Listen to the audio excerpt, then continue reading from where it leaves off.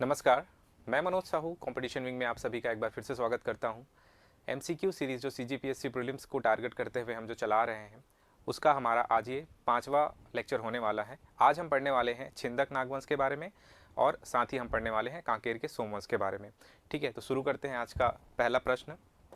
आज का पहला प्रश्न है छत्तीसगढ़ के छिंदक नागवंश से संबंधित है ये। छत्तीसगढ़ के बस्तर के प्राचीन राजवंश छिंदक नागवंश से निम्नलिखित शासक संबंधित थे। ठीक है, छिंदक नागवंश से संबंधित कैसे प्रश्न आते हैं पेपर में, ठीक है, पहले ये समझना होगा। छिंदक नागवंशी कौन थे, पहले ये जान लेते हैं। ठीक है, छिंदक नागवंशी मूलतः अगर देखें तो मध्य प्रदेश के विंध्य क्षेत्र में इन लोगों का शासन हुआ करता था। कहाँ पे? मध्य प्रदेश के विंध्यन क्षेत्र में। फिर वहाँ पे गुप्तों का आक्रमण हुआ तो गुप्त वहाँ पे उन लोगों को खदेड़ दिए, तो गुप्त जो विंध्य क्षेत्र थे वहाँ से भागकर वो कहाँ चले गए? तेलंगाना चले गए। तो इनका शासन क्षेत्र कहाँ पर चला गया? तेलंगाना में। मूल रूप से इन लोग तेलंगाना में शासन करते थे। तेलंगाना में शासन करते हुए उन लोगों की जो एक शाखा थी वो बस्तर में आकर रहने लगी। ठीक है, और बस्तर में उन्होंने छिंदक नागवंशी जो शासन था वो स्थापित किया। ठीक है, तो मूल रूप से जो छिंदक नागवंशी थे वो कहाँ के थे? विंध्य क्षेत्र में निवास करते थे।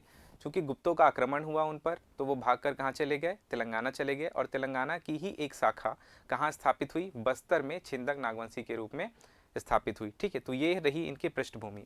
अब इनके जो शासक थे, जो संस्थापक थे, वो कौन थे? इनके संस्थापक थे नृपति भूषण। ठीक है, छिंदक नागवंशी, छिंदक नाग वंश के बारे में बेसिक अगर बताया जाए तो इन लोग जो है मूलतः कहाँ के थे? मूलतः थे तेलंगाना के। ठीक है, तेलंगाना क्यों बता रहा हूँ? तेलंगाना इसलिए क्योंकि विंध्य क्षेत्र से गुप्तों ने जब इसको हराया तो कहाँ पे चले गए? तेलंगाना चले गए, और तेलंगाना की ही एक शाखा, तेलंगाना की ही एक शाखा छत्तीसगढ़ में छिंदक नागवंश के रूप में स्थापित हुई। ठीक है, तो ये एक महत्वपूर्ण बात। दूसरी बात यह है कि छत्तीसगढ़ में छिंदक नागवंशी कब स्थापित हुए? ठीक है, स्थापित कब हुए? तो ये डेट आप लोगों को जानना बहुत ज़रूरी है। इन लोग स्थापित हुए थे 1023 ईस्वी में। ठीक है, 1023 ईस्वी में स्थापित हुए थे। ठीक है, इनका जो शासन काल रहा था छिंदक नागवंशियों का वो था 1023 से 1324 ईस्वी तक। ठीक है, ये बहुत ही इंपॉर्टेंट है, इसको ध्यान में रखना, याद में रखना इसको। कब स्थापित हो रही है? 1023 में इनकी जो बस्तर में छिंदक नागवंशियों की जो शाखा है वो कब स्थापित हो रही है? 1023 में हो रही है। दूसरी महत्वपूर्ण बात यह है कि इनकी राजधानियां क्या थी। तो अलग अलग राजधानियां रही है इनकी। प्रारंभ में इनकी राजधानी थी चक्रकोट। चूंकि पहले 1023 ईस्वी के आसपास जो दंडकारण्य वाला क्षेत्र था वो चक्रकोट कहलाता था। ठीक है, तो वहीं पे इनकी राजधानी हुआ करती थी चक्रकोट। ठीक है, दूसरा भ्रमरकोट भी देखने को मिलता है नाम एक, और एक नाम बारसूर।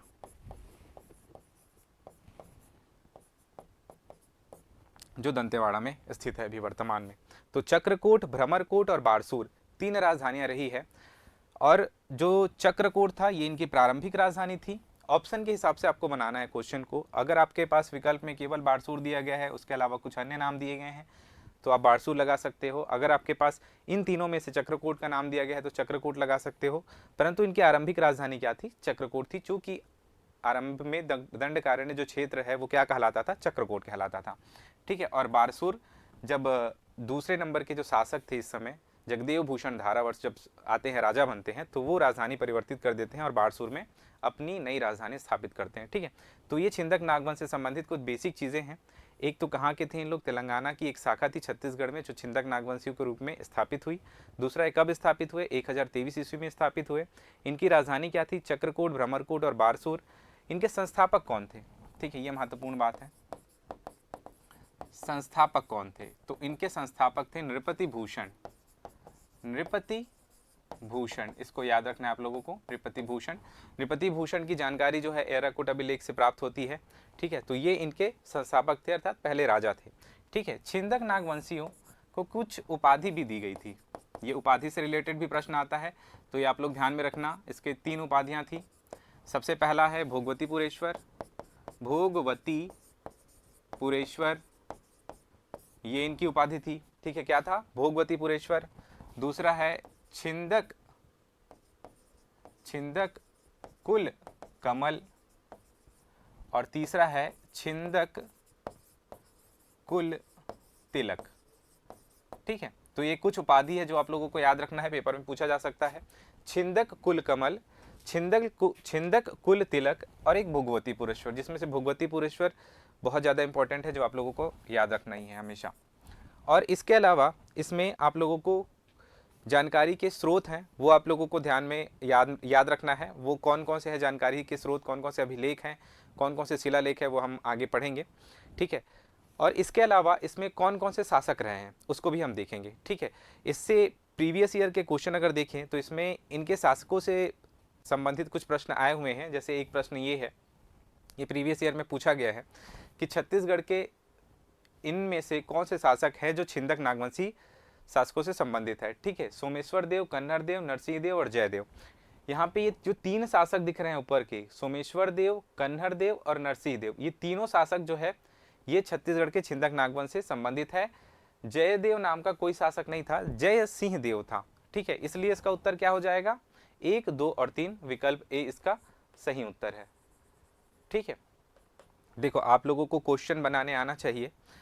हमें ज़रूरी नहीं है कि पूरे विकल्प पता हो। ठीक है, कई बार क्या होता है कि हमें 1 या 2 विकल्प पता रहता है, तो उसमें आप एलिमिनेट भी कर सकते हो। ठीक है, जैसे आप देखोगे यहाँ पे तो ज़्यादातर के नाम में सिंह जुड़ा हुआ है। ठीक है, जयदेव नाम का कोई शासक नहीं, जब आप इसके नाम को याद करोगे तो। ठीक है, वहाँ पे आप लोग को स्पष्ट दिख जाएगा। तो इसके जो प्रमुख शासक थे वो हम लोग देख लेते हैं कौन कौन से थे।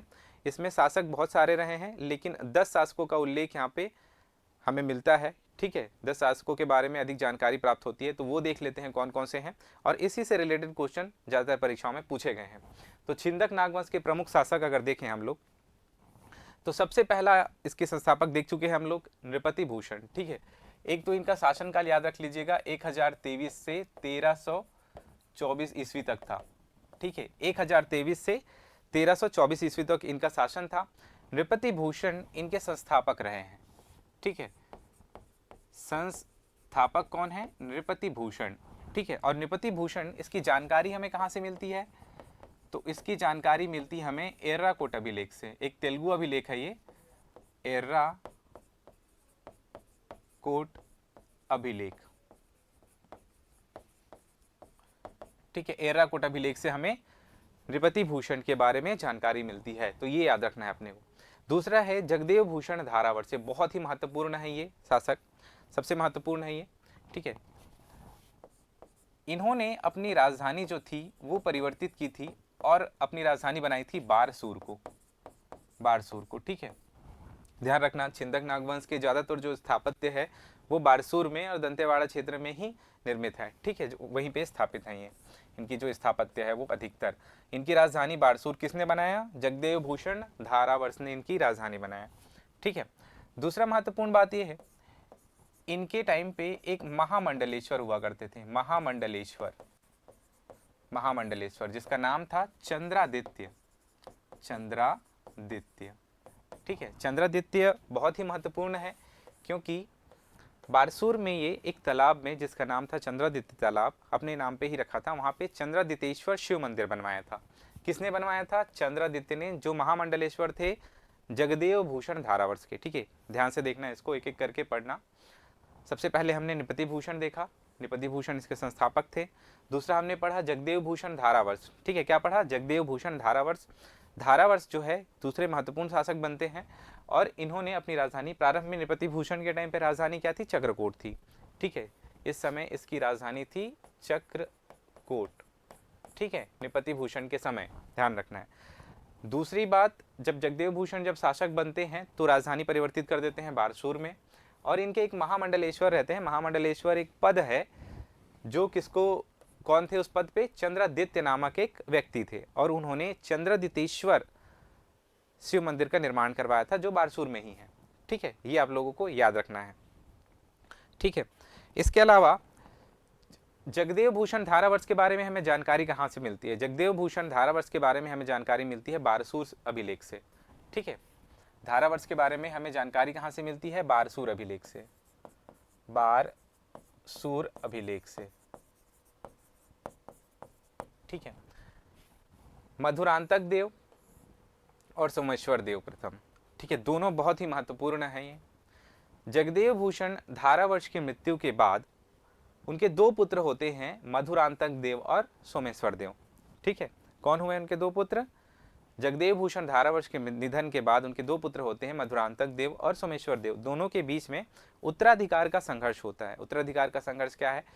राजा कौन बनेगा अगला राजा। ठीक है, छत्तीसगढ़ के जो छिंदक नागवंश है उसका अगला राजा कौन बनेगा, उत्तराधिकारी कौन बनेगा, तो इसको लेकर संघर्ष होता है दोनों भाइयों के मध्य, मधुरांतक देव और सोमेश्वर देव प्रथम के बारे में, प्रथम के बीच में। ठीक है, और इसकी जानकारी हमें किसमें मिलती है? इसकी जानकारी हमें मिलती है कुरुस पाल अभिलेख में। ठीक है, कहां पे जानकारी मिलती है? कुरुस पाल अभिलेख में। समझ में आ गया? मधुरांतक देव एवं सोमेश्वर देव प्रथम के मध्य उत्तराधिकार का संघर्ष जब हुआ था तो उसका उल्लेख किसमें मिलता है? वो मिलता है कुरुस पाल अभिलेख में। ठीक है, इसके बारे में डिटेल में देखेंगे कि मधुरांतक देव और सोमेश्वर देव प्रथम एक्चुअल में जो छिंदक नागवंश था उसका सबसे प्रतापी शासक था, सबसे शक्तिशाली शासक था। उन्होंने 8 क्षेत्र विजित किए थे। ठीक है, जो प्रमुख क्षेत्र थे उसको हम लोग देखेंगे नेक्स्ट में। इसके बाद आते हैं कन्हर देव। कन्हर देव के बाद जयसिंह देव प्रथम, इसके बाद राजभूषण सोमेश्वर देव द्वितीय, जगदेव भूषण नरसिंह देव, कन्हर देव द्वितीय और हरिश्चंद्र। हरिश्चंद्र इसके अंतिम शासक रहते हैं। ठीक है, अंतिम शासक। ठीक है, कौन कौन हुए इसके प्रमुख शासक? कौन हुए? सबसे पहले नृपति भूषण आए, नृपति भूषण के बाद जगदेव भूषण धारावर्ष। ठीक है, उसके बाद आए मधुरांतक देव, उसके बाद कौन आएंगे? उसके बाद आएंगे सोमेश्वर देव प्रथम। 3 नाम आप लोगों को ऐसे याद हो जाएगा, धारावर्ष के 2 बेटे मधुरांतक और सोमेश्वर। ठीक है, तो 4 नाम याद हो गए। सोमेश्वर देव प्रथम के बाद शासक बनते हैं कन्हर देव प्रथम। कन्हर देव प्रथम के बाद आते हैं जयसिंह देव प्रथम। ठीक है, जयसिंह देव प्रथम के बाद कौन आते हैं? राजभूषण सोमेश्वर देव द्वितीय। ठीक है, इसके बाद जगदेव भूषण नरसिंह देव, कन्हर देव द्वितीय और हरिश्चंद्र। ठीक है, तो इसमें से कुछ चीज़ें आप लोगों को याद रखना है। इसमें से जैसे कि कन्हर देव प्रथम के बारे में, ठीक है, कन्हर देव प्रथम के बारे में याद रखना है आप लोगों को कि इसकी जानकारी कहाँ से मिलती है हमें। कन्हर देव प्रथम की जानकारी हमें कहाँ से मिलती है? तो इसकी जानकारी मिलती है हमें बारसूर अभिलेख से। बारसूर अभिलेख। ठीक है, बारसूर से हमें 2 लोगों की जानकारी मिलती है, एक जगदेव भूषण धारावर्ष और दूसरा कन्हर देव प्रथम की जानकारी मिलती है। इसके अलावा जैसी की जानकारी मिलती है हमें सोनार पाल अभिलेख से। सोनार पाल अभिलेख से। ठीक है, जयसिंह देव प्रथम की जानकारी हमें कहां से मिलती है? सोनारपाल अभिलेख से मिलती है, और कन्हर देव प्रथम की जानकारी बारसूर अभिलेख से। ठीक है, इसके अलावा हरिश्चंद्र जो अंतिम शासक थे, इसकी जानकारी मिलती है टेमरा सतीलेख से। टेमरा सतीलेख। ठीक है, तो एक कुछ नाम है, कुछ अभिलेख है जो आप लोग को जानने हैं, जो परीक्षा में पूछा जा सकता है। पूछा नहीं गया है लेकिन पूछा जा सकता है। ठीक है, तो ये आप लोगों को याद रखना है।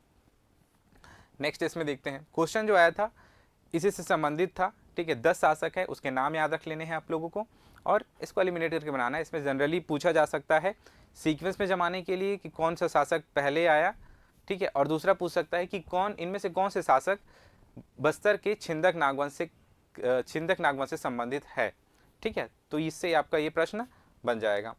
नेक्स्ट क्वेश्चन देखते हैं, कलचुरी शासक जाजल्य देव प्रथम ने बस्तर के किस शासक को परास्त किया था? बहुत ही महत्वपूर्ण प्रश्न है ये। जाजल्य देव प्रथम एक कलचुरी शासक थे। ठीक है, उनका संघर्ष होता है सोमेश्वर देव प्रथम से। सोमेश्वर देव प्रथम ये छिंदक नागवंशी शासक है। इसके बारे में मैंने अभी बताया थोड़ी देर पहले। बहुत ही शक्तिशाली और बहुत ही प्रतापी राजा रहते हैं। ये बहुत सारे क्षेत्र को जीतते हैं, उत्तर, दक्षिण, पूर्व, पश्चिम, सब क्षेत्र में, सभी दिशाओं में कुछ कुछ क्षेत्रों को विजित करते हैं। उसको देखेंगे आगे। ठीक है, फिलहाल अभी देखते हैं कि इनका जो संघर्ष है वो कलचुरी शासक जाजल्य देव से होता है। जाजल्य देव प्रथम। देखो, कलचुरी और छिंदक नागवंश दोनों समकालीन रहते हैं और दोनों के मध्य लगातार संघर्ष देखने को मिलता है। ठीक है, सोमेश्वर देव प्रथम कौन थे? एक छिंदक नागवंशी शासक थे। जाजल्य देव प्रथम कौन है?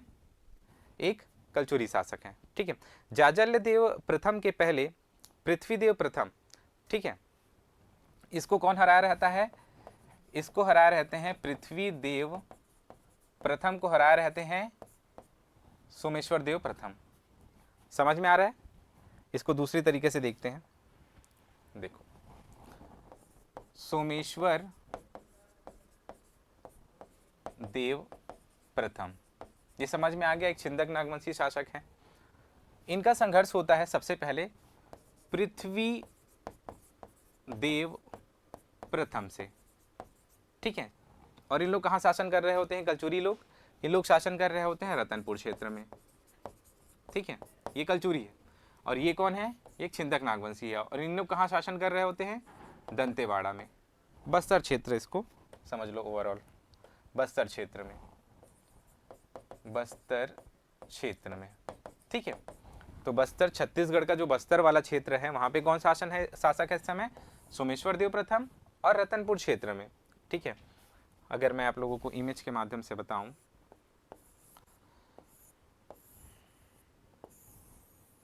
ठीक है, तो ये हो गया बस्तर क्षेत्र। यहाँ पे कौन है? यहाँ पे छिंदक नागवंश है, छिंदक नागवंश। ठीक है, और ये हो गया रतनपुर क्षेत्र। ठीक है, ये लगभग रतनपुर, रायपुर, दोनों जगह पे कलचुरी थे। ठीक है, यहाँ पे कौन है ऊपर वाले क्षेत्र में? यहाँ पे है कलचुरी, कलचुरी शासन। दोनों के बीच में लगातार संघर्ष देखने को मिलेगा। तो सबसे पहले सोमेश्वर देव प्रथम पृथ्वीदेव प्रथम को पराजित कर देते हैं। ठीक है, आक्रमण करके इसको क्या कर देते हैं? पराजित कर देते हैं।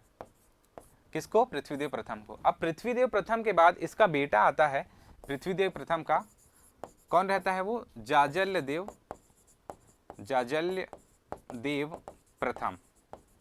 ठीक है, जाजल्यदेव प्रथम पृथ्वीदेव का बेटा रहता है। ठीक है, तो जाजल्यदेव प्रथम क्या करेगा? अब बदला तो लेगा ही वो, अपने पिता के पिताजी को जो हराया था, उनके पिता को, उनका बदला कौन लेता है? जाजल्यदेव प्रथम लेता है। ठीक है, जाजल्यदेव प्रथम क्या करता है? सोमेश्वर देव पर आक्रमण करेगा और इसको हरा देगा। ठीक है, और हराता बस नहीं है, इसको हराएगा बस नहीं, वो क्या करेगा? मंत्रियों सहित, ठीक है, और इनकी माता, इनके जो मंत्री रहते हैं, और इसको सोमेश्वर देव प्रथम, इन सभी को क्या कर लेते हैं? कैद भी कर लेते हैं। कौन? जाजल्यदेव प्रथम। लेकिन अपनी माँ के कहने पर, जाजल्यदेव प्रथम अपनी माँ के कहने पर क्या कर देते हैं? इन लोगों को रिहा कर देते हैं। ठीक है, आपको दो चीजें देखने को मिलेगी, कहीं कहीं पे पुस्तकों में लिखा गया है कि जाजल्यदेव प्रथम ने अपनी माँ के कहने पर सोमेश्वर देव प्रथम है उसको छोड़ा था। कहीं कहीं पे किसी पुस्तकों पे ये लिखा गया है कि जाजल्यदेव प्रथम ने सोमेश्वर देव प्रथम की माता गुंड महादेवी के रिक्वेस्ट करने पर उनको छोड़ा है।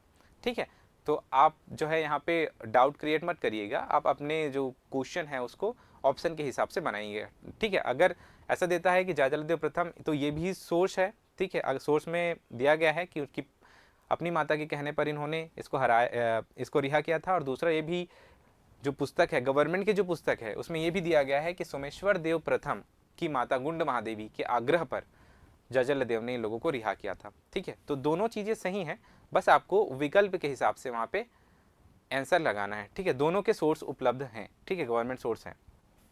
तो यहाँ पे समझ में आ गया। तो इसको, इस प्रश्न का उत्तर आप लोगों को मिल गया होगा।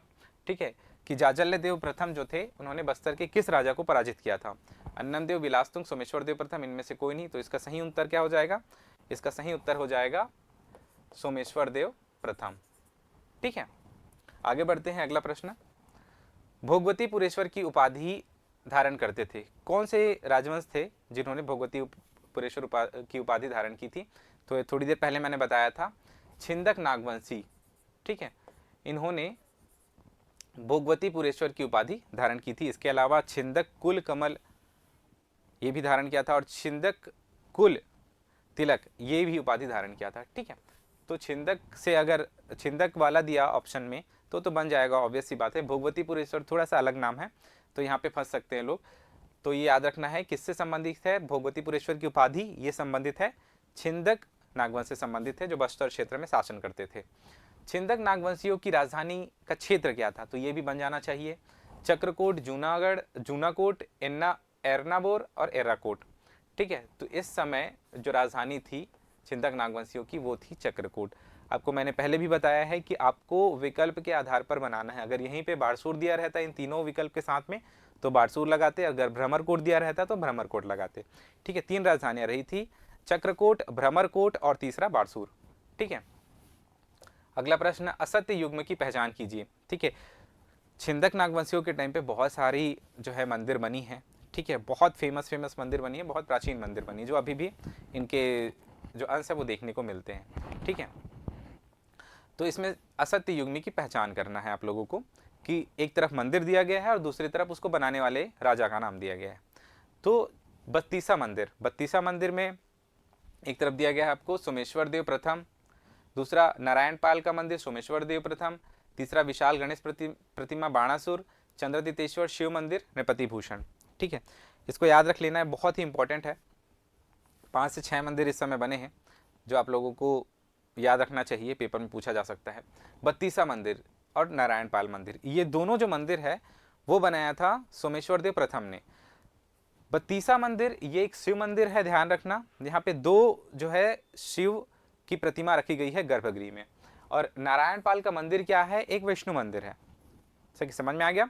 बत्तीसा मंदिर एक शिव मंदिर है और नारायण पाल का मंदिर एक विष्णु मंदिर है। ठीक है, विष्णु मंदिर है, ये विष्णु जी का मंदिर है, और ये है एक शिव मंदिर, बत्तीसा मंदिर। ठीक है, बत्तीसा मंदिर में एक मंदिर ऐसा बना गया है, वहां पे 32 जो खंबे हैं उस पर जो उसका छत है वो टिका हुआ है, इसीलिए इसका नाम रख दिया गया है बत्तीसा मंदिर। ठीक है, 32 खंभों पे ये मंदिर टिका हुआ है। तो इसको बनाया कौन था? इसको बनाया था सोमेश्वर देव प्रथम ने। दोनों मंदिर को सोमेश्वर देव प्रथम ने बनाया था। बस अंतर ये है इस मंदिर में कि सोमेश्वर जो बत्तीसा मंदिर है उसको अपनी पत्नी गंगा महादेवी के लिए बनवाया था इन्होंने। ठीक है, और दूसरा जो नारायण पाल का मंदिर है वो बनवाया था गुंड महादेवी के लिए। ठीक है, जो विष्णु मंदिर है, चूंकि जो सोमेश्वर देव प्रथम की माँ थी वो एक परम विष्णु भक्त थी। ठीक है, इसीलिए उन्होंने अपनी माँ के लिए एक नारायण पाल का मंदिर बनाया था, और दोनों मंदिर बारसूर में है। विशाल गणेश प्रतिमा, ये बाणासुर नामक एक राजा थे, ये बनाया है, ये भी युग्म बहुत सही है। चौथा विकल्प दिया गया है चंद्रदितेश्वर शिव मंदिर। इसको मैंने स्टार्टिंग में बताया था। चंद्रदित्य कौन था? चंद्रदित्य जो था जगदेव भूषण धारावर्ष का एक महामंडलेश्वर था। ठीक है, एक जो एक पद है महामंडलेश्वर, उस पद पर नियुक्त एक व्यक्ति था। कौन? चंद्रदित्य। उन्होंने चंद्रदितेश्वर शिव मंदिर का निर्माण करवाया था। ठीक है, नृपति भूषण ने नहीं करवाया था। तो ये जो विकल्प है वो गलत है, तो इसका सही उत्तर क्या आ जाएगा? Option D. ठीक है, ऑप्शन डी इसका सही उत्तर है। आगे बढ़ते हैं अगले प्रश्न में। किस शिलालेख या अभिलेख से छिंदक नागवंश के बारे में जानकारी मिलती है? ठीक है, कुरुसपाल शिलालेख, एर्राकोट अभिलेख, बारसूर अभिलेख और सोनारपाल अभिलेख। इसको मैंने थोड़ी देर पहले जब राजाओं का नाम बता रहा था उस समय बताया था। ठीक है, कुरुसपाल अभिलेख में हमें 2 राजाओं के बारे में जानकारी मिलती है। ठीक है, कौन कौन से राजा?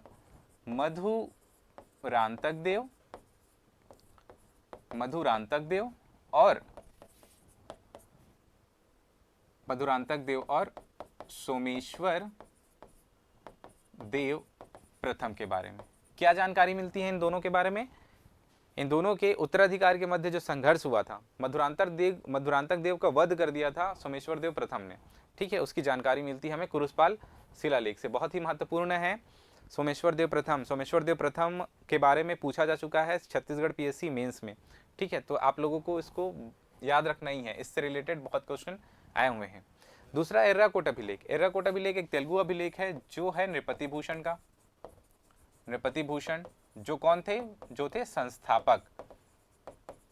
ठीक है, किसके संस्थापक? छिंदक नागवंश के संस्थापक। तीसरा है बारसूर अभिलेख। बारसूर अभिलेख 2 लोगों के बारे में जानकारी मिलती है, एक धारावर्ष के बारे में जानकारी मिलती है और दूसरा कन्हर देव के बारे में जानकारी मिलती है, कन्हर देव प्रथम के बारे में। ठीक है, और एक है सोनारपाल शिलालेख। सोनारपाल शिलालेख में जयसिंह देव,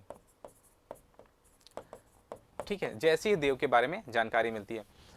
तो इसमें एक्चुअल में ये चारों ऑप्शन सही हैं। ठीक है, उपरोक्त सभी।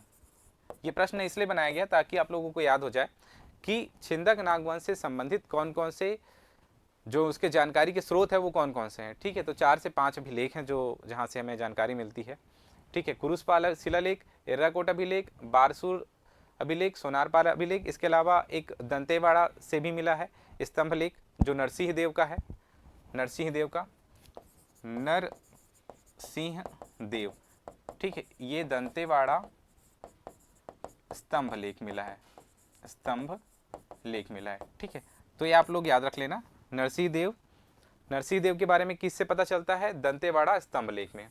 ठीक है, आगे बढ़ते हैं। अगला क्वेश्चन,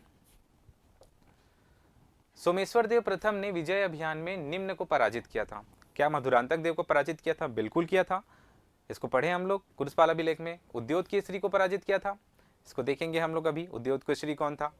पृथ्वीदेव प्रथम को पराजित किया था, इसको भी मैं बता चुका हूँ, इसको भी पराजित किया था। रतनपुर में जब आक्रमण किया था तो इसको पराजित करता है पृथ्वीदेव प्रथम को। उसके बाद पृथ्वीदेव प्रथम के जो पुत्र होते हैं जाजल देव प्रथम, वो आक्रमण कर देते हैं सोमेश्वर देव प्रथम पर और उसको हरा देते हैं और उसके मंत्रियों के साथ में उनको बंदी बना लेते हैं। ठीक है, तो इसमें इसका आंसर जो अभी है बता देता हूँ फिलहाल। इसका आंसर है उपर्युक्त सभी, उपर्युक्त सभी। ठीक है, ये इसका सही आंसर है। सोमेश्वर देव प्रथम के विजय अभियान के बारे में प्रश्न आता है। ठीक है, मेंस में भी पूछा जा चुका है, तो इसको देख लेते हैं। इन्होंने लगभग चारों दिशाओं में जो है विजय अभियान चलाया था। तो अलग अलग दिशा में अलग अलग जो क्षेत्र है उसको विजित किया था, तो उसी को हम लोग देखने वाले हैं। इसको ऐसा पढ़ने से आप लोगों को याद करना बहुत आसान हो जाएगा, इसलिए मैं इस फॉर्मेट में बता रहा हूँ। इसको मैं लिस्ट बना के भी बता सकता था, लेकिन इससे आप लोगों को याद करने में आसानी होगी। तो देखते हैं सोमेश्वर देव प्रथम का विजय अभियान। उन्होंने, देखो ये सेंटर है, इसको सेंटर मान लेना, छिंदक नागवंश का बस्तर क्षेत्र। अब बस्तर का पूर्व पश्चिम उत्तर दक्षिण देखना, ये है पूर्व दिशा में अगर देखेंगे बस्तर के तो कौन सा क्षेत्र आता है? उड़ीसा क्षेत्र आता है। उड़ीसा में उन्होंने उड्र नामक क्षेत्र को विजित किया था। किसको किया था? उड़ीसा में उड्र नामक क्षेत्र को विजित किया था।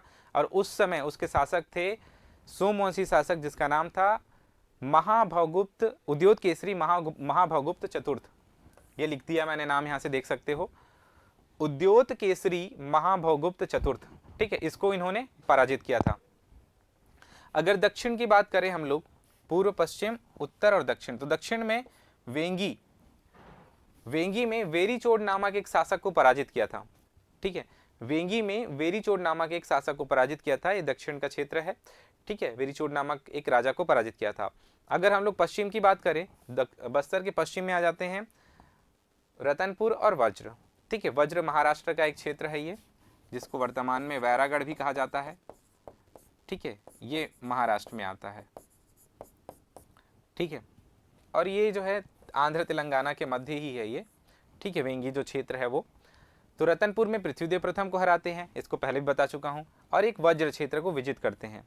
ठीक है, और उत्तर की अगर बात करें तो उत्तर में लेमना, लंजी, भद्रपत्तन और कौशल। ये भद्रपत्तन है, भाद्र नहीं है, भद्रपत्तन।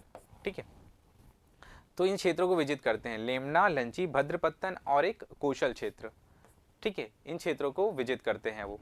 तो इस प्रकार से टोटल 8 क्षेत्र हैं जिसको विजित करते हैं। तो कौन कौन सा हो गया? उत्तर की बात करें तो 4 क्षेत्र है, लेमना, लंजी, भद्रपत्तन और कौशल। पश्चिम की अगर बात करें हम लोग तो रतनपुर और वज्र। दक्षिण की बात करें तो वेंगी, और अगर हम पूर्व की बात करें तो उड़ीसा का उड्र क्षेत्र।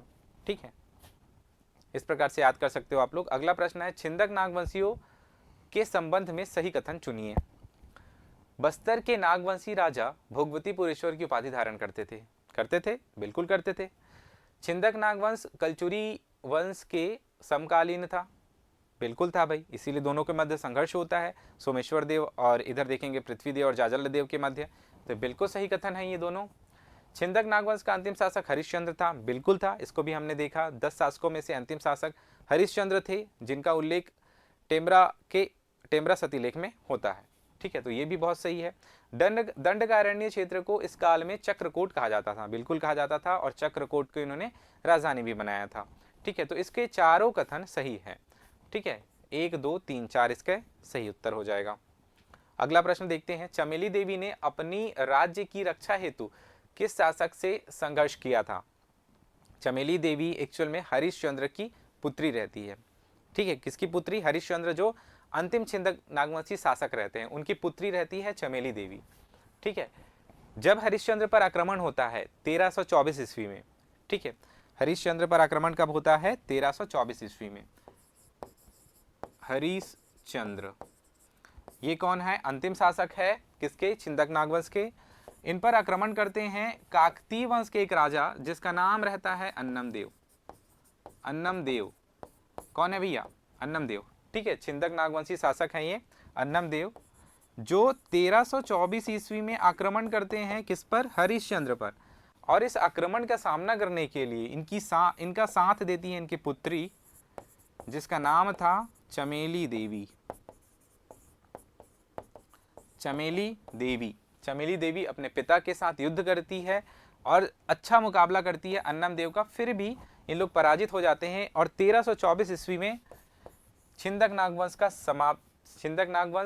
समाप्त हो जाता है। मतलब ये वंश जो है इनको खत्म कर दिया जाता है और इनके स्थान पर स्थापित हो जाते हैं काकतीय राजवंश। काकतीय राजवंश, ठीक है। तो 1023 से जो राजवंश शुरू हुआ है उसका जो समापन है वो कब होता है? 1324 ईस्वी में होता है। ठीक है, कौन करते हैं? अन्नमदेव करते हैं हरिश्चंद्र को हरा के। तो हरिश्चंद्र अंतिम शासक हुए। दूसरा, पहला चीज ये याद रखना है, अंतिम शासक हुए। दूसरा, इनकी पुत्री कौन है? इनकी पुत्री है चमेली देवी। तीसरा महत्वपूर्ण चीज, चमेली देवी ने किसके साथ संघर्ष किया था? तो चमेली देवी ने अपने पिता हरिश्चंद्र के साथ मिलकर अन्नमदेव का जो काकतीय शासक है उनके साथ संघर्ष किया था। ठीक है, फिर अगला जो इंपॉर्टेंट चीज ये है कि अन्नमदेव ने हरिश्चंद्र को कब हराया? 1324 ईस्वी में हराया और 1324 ईस्वी में ही काकतीय वंश की नींव डाली बस्तर क्षेत्र में। ठीक है, और ये जो शासक है 1324 में स्थापित होते हैं काकतीय राजवंश, वो 1947 तक रहते हैं यहाँ पे। ठीक है, तो ध्यान रखना ये बहुत ही महत्वपूर्ण है। नेक्स्ट क्लास में देखेंगे हम लोग काकतीय राजवंश से संबंधित प्रश्न। फिलहाल अभी ये याद रख लीजिए आप लोग। तो इसका सही उत्तर क्या हो जाएगा? अन्नमदेव इसका सही उत्तर है। अगला प्रश्न देखते हैं, कांकेर के सोमवंश से संबंधित शासक। कांकेर के सोमवंश को भी देख लेते हैं हम लोग ब्रीफ में। इससे रिलेटेड कैसे प्रश्न आते हैं? इससे रिलेटेड 2-3 तरह से प्रश्न आ सकते हैं। सबसे पहला तो ये कि इनके राजा कौन कौन थे। दूसरा प्रश्न ये कि इनकी जानकारी कहाँ से प्राप्त होती है हमें। और जो कांकेर के सोमवंश थे उनका जो शासन क्षेत्र था वो कांकेर था, ये नाम से ही स्पष्ट हो रहा है। ठीक है, तो इसके बारे में हम लोग बेसिक चीज़ देख लेते हैं कि इनके शासक कौन कौन थे। ठीक है, इनका जो अगर हम लोग वंशावली देखें, ठीक है, यहीं से इनका समझ में आ जाएगा। ये वंशावली से इतनी ही चीज़ें आप लोगों को याद रखनी है, इसी के आसपास ही जो है प्रश्न पूछे जाते हैं। तो सबसे पहला जो इसमें देखते हैं हम लोग कांकेर के सोमवंश, इसका संस्थापक कौन था? तो इसका संस्थापक था सिंहराज। ठीक है, इसका संस्थापक कौन था भाई? सिंहराज इसके संस्थापक थे। ठीक है, दूसरा महत्वपूर्ण चीज ये है कि सिंहराज के बाद शासक बनते हैं बोपदेव। बोपदेव जब राजा बनते हैं तो उनके 3 पुत्र होते हैं, कर्णराज, कृष्णराज और सोमराज। ध्यान से सुनना यहाँ पे, कर्णराज, कृष्णराज और सोमराज। तो जब इनके 3 पुत्र होते हैं तो इनके बाद, बोपदेव के बाद जो कांकेर का सोमवंश है वो 3 शाखाओं में बट जाता है। एक शाखा बनती है कर्णराज की, एक जो पहली शाखा है वो बनती है प्रथम शाखा, वो किसकी बनती है? कर्णराज की बनती है। दूसरी जो शाखा है वो भानुदेव की बनती है और जो तीसरी शाखा है वो बनती है पंपराज की। ठीक है, कितनी शाखाओं में विभाजित हुआ? कांकेर का सोमवंश 3 शाखाओं में विभाजित हुआ, कर्णराज, भानुदेव और पंपराज। ठीक है, ये तो हो गया इनका वंशावली। बोपदेव के बाद कृष्णराज आएंगे, कृष्णराज के बाद जयतराम, सोमचंद्र और भानुदेव। इसको याद रख लेना आप लोग। इसमें क्वेश्चन क्या आता है? इसमें क्वेश्चन तो एक राजा से संबंधित आएगा कि इनमें से कौन सा जो राजा है वो कांकेर के सोमवंश है। तो एक कुछ 7-8 नाम है जो आप लोग को याद रखने हैं। सबसे पहला, इसका संस्थापक कौन है? सिंहराज है। सिंहराज के बाद कौन आते हैं? बोपदेव आते हैं। बोपदेव के 3 पुत्र होते हैं, कर्णराज, कृष्णराज और सोमराज। ठीक है, कर्णराज की एक अलग शाखा होती है। इसके बाद कृष्णराज के पुत्र होते हैं जयतराम, सोमचंद्र और भानुदेव। भानुदेव की दूसरी शाखा हो गई। और सोमराज के पुत्र होते हैं पंपराज, जिनकी तीसरी शाखा स्थापित हो गई। इतना हम लोग देख लिए। दूसरा महत्वपूर्ण चीज ये है, कांकेर के सोमवंश की जानकारी कहाँ से मिलती है? तो कर्णराज की जानकारी मिलती है हमें सिहावा ताम्रपत्र से। सिहावा ताम्रपत्र से, ये बहुत महत्वपूर्ण है, मेंस में भी पूछा जा चुका है कि कांकेर के सोमवंश के बारे में, सोमवंश के इतिहास के बारे में बताइए। तो इतिहास के बारे में हमें जानकारी मिलती है जो जानकारी के स्रोत हैं उससे। तो एक सिहावा ताम्रपत्र है जिससे हमें इस वंश की जानकारी मिलती है, और वो सिहावा ताम्रपत्र किसका है? कर्णराज का है। कर्णराज ने सिहावा क्षेत्र में 5 मंदिर निर्माण करवाए थे, ये भी आप लोगों को याद रखना है। 5 मंदिर कहाँ बनवाया था? सिहावा क्षेत्र में बनवाया था, सिहावा क्षेत्र में। और एक मंदिर जो है वो भोपल्ला देवी ने बनवाया था, भोपल्ला देवी ने, वो देवहद नामक एक जगह है वहां पे बनवाया था। ठीक है, टोटल 6 मंदिर बन थे धमतरी के आसपास, ये धमतरी क्षेत्र में ही निर्मित थे ये पूरे। ठीक है, तो एक जो शाखा थी कर्णराज की वो किस क्षेत्र में थी? धमतरी क्षेत्र में थी। ठीक है, सिहावा ताम्रपत्र से इसकी जानकारी मिलती है। 5 मंदिर बनवाए इन्होंने सिहावा में, और एक भोपल्ला देवी मंदिर जो बनवाती हैं वो देवहद में बनवाती हैं। ठीक है, इसके बाद आ जाते हैं भानुदेव। भानुदेव जो है दूसरी शाखा स्थापित करते हैं, ये महत्वपूर्ण चीज है, इसमें यही याद रखना है। और तीसरी शाखा पंपराज स्थापित करते हैं। भानुदेव के बारे में हमें जो जानकारी है वो कांकेर शिलालेख से प्राप्त होती है हमें, कांकेर शिलालेख। ठीक है, कांकेर शिलालेख से भानुदेव के बारे में जानकारी मिलती है। और पंपराज के बारे में हमें जानकारी मिलती है तहनका, तहनका पार, तहनका पार ताम्रपत्र। ठीक है, तो 3 जो है अभिलेख और ताम्रपत्र याद रखने हैं। सिहावा ताम्रपत्र कर्णराज का है, दूसरा कांकेर शिलालेख भानुदेव का है, और तीसरा पंपराज का है तहनका पार ताम्रपत्र। ठीक है, तो ये इतनी चीजें आप लोगों को यहाँ पे याद रखनी है। तहनका पार ताम्रपत्र में एक चीज का और उल्लेख है, इनके एक ब्राह्मण रहते हैं, पंपराज के समय एक ब्राह्मण रहता है जिसका नाम रहता है लक्ष्मीधर। लक्ष्मीधर, लक्ष्मीधर को चिखली नामक ग्राम दान करते हैं, उसका भी उल्लेख इसमें है। किसमें? तहनका पार ताम्रपत्र में। ठीक है, तो ये याद रख लेना आप लोग। अगला देखते हैं हम लोग छिंदक नागवंशीय,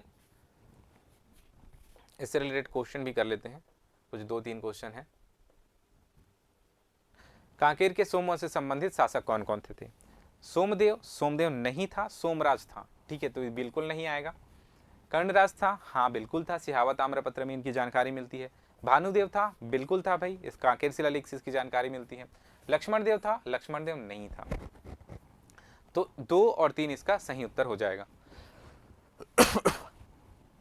2 और 3 इसका सही उत्तर हो जाएगा। अगला क्वेश्चन देखते हैं, सोमेश्वर देव प्रथम का शासनकाल कब से कब तक रहा? बहुत ही महत्वपूर्ण है ये, इसको याद रख लीजिएगा। क्यों? क्योंकि सबसे छिंदक नागवंश में अगर देखें सबसे जो शक्तिशाली शासक था वो कौन था? वो था सोमेश्वर देव प्रथम।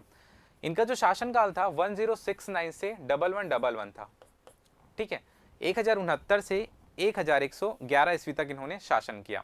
यही है इसका सही आंसर, उसी को याद कर लीजिएगा। ठीक है, और जो ओवरऑल जो छिंदक नागवंश था उसका जो टाइम पीरियड था वो कितना था? 1023 से लेकर 1324। बस 2 चीजें याद रख लीजिएगा आप लोग, छिंदक नागवंश के अगर शासनकाल की बात की जाए तो। ठीक है, छिंदक नागवंशियों का शासनकाल था 1023 से 1324, और 1069 से 1111 जो है ये किसका है? सोमेश्वर देव प्रथम का है। कांकेर के सोमवंश के संस्थापक कौन थे? तो कांकेर के सोमवंश के संस्थापक सिंहराज थे। अभी देखिए हम लोग ने थोड़ी देर पहले सिंहराज इसके संस्थापक थे। अगला प्रश्न देखते हैं, छिंदक नागवंशी शासक मधुरांतक देव से संबंधित कथन है। ठीक है, धारावर्ष की मृत्यु के बाद मधुरांतक देव शासक बना, बिल्कुल बना। ठीक है, लेकिन आगे चलकर इनकी हत्या कर देते हैं सोमेश्वर देव प्रथम, इनको हटा देते हैं और उनकी जगह पे शासक बन जाते हैं सोमेश्वर देव प्रथम। तो ये बिल्कुल सही कथन है। मधुरांतक का अर्थ मदुरै मंडल था, मदुरै मंडल के विजेता था, बिल्कुल सही है भाई ये भी कथन। राजेंद्र चोल के साथ इनका घनिष्ठ संबंध था, ये भी कथन सही है। इनके शासनकाल में राजपुर में नरबली के साक्ष्य मिलते हैं। ठीक है, तो ये भी कथन बिल्कुल सही है। एक्चुअल में मधुरांतक देव जो थे, मधुरांतक इसके बारे में 2-3 चीज़ें याद रख लीजिएगा।